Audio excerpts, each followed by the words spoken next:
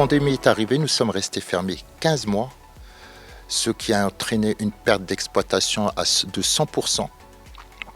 À la réouverture, il était un peu compliqué de faire revenir le public au cinéma, puisque quand on est fermé 15 mois, l'image que nous donnons, c'est que nous sommes un vrai fléau, un vrai lieu de contamination, alors que c'est faux. En réalité, si vous regardez dans le monde ce qui s'est passé, il y a eu très peu ou pas du tout de clusters qui se sont déclenchés dans les cinémas. Nous, dès la rouverture, on a essayé déjà d'encourager le cinéma local, c'est-à-dire le cinéma marocain.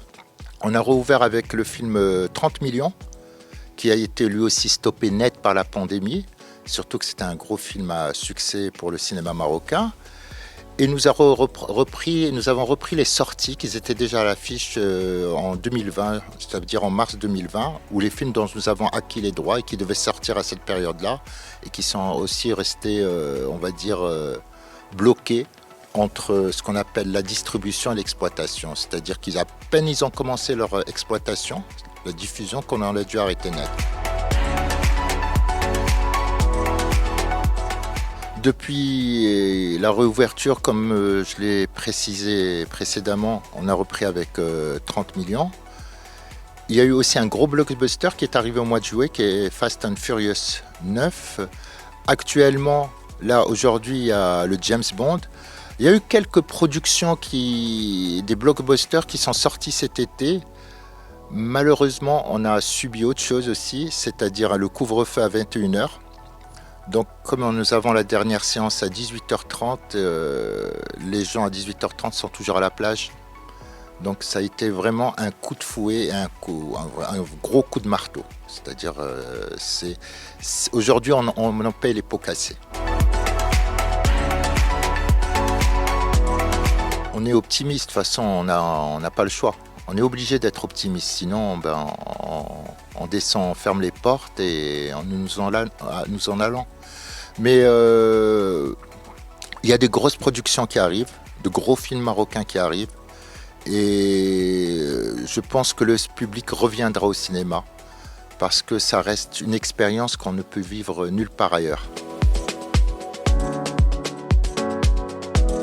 Aujourd'hui, on a entre 60 et 80% de pertes en entrée, ce qui est énorme pour une chaîne d'exploitation cinématographique comme la nôtre. Il y a des villes qui sont à 90% au Maroc de pertes en entrée cinéma. Donc voilà, ces chiffres nous disent qu'il y a toujours un traumatisme, il y a toujours une crainte, il y a toujours cette image que nous avons montrée du cinéma, cette fermeture, en montrant qu'on ferme un lieu, c'est-à-dire que c'est un lieu de contamination. Donc, et qu'on ferme un lieu 15 mois, les gens se méfient aujourd'hui pour revenir. Mais, comme je le dis, nous restons optimistes. Pour ces plateformes vidéo, les premiers à s'inquiéter, ça devrait être déjà les chaînes de télévision, parce qu'ils vont perdre en audimat, en spectateurs, et plus difficilement les chaînes thématiques aussi, les chaînes cinéma. Ça doit être les premières vraiment à s'inquiéter. Maintenant, le cinéma est là. Une expérience cinéma de voir un film sur un écran qui fait au minimum 12 mètres carrés ou du 20 ou 30 ou 40 mètres carrés, je pense que personne ne peut avoir ce genre d'écran chez lui. Le cinéma aussi, c'est les sensations qu'on a en commun quand nous sommes assis à côté d'un inconnu et il y a un film, une comédie. On ne rit pas de la même manière que son voisin, on ne pleure pas quand il y a une scène d'émotion de la même manière, ou on ne ressent pas les choses de la même manière que son voisin. Et ce genre de sensations, on ne les retrouve qu'au cinéma, on ne peut pas les retrouver ailleurs. C'est quand même magnifique, une grande salle où il y a 400, 500 ou 600 personnes qui sont en train de rigoler en même temps. Le baromètre des films cinéma, ça reste les exploitants de cinéma. C'est-à-dire qu'on a une production qui, s'il est programmé au cinéma, si le public adhère au film, le premier support dans lequel il va être diffusé, c'est les exploitants, les salles de cinéma.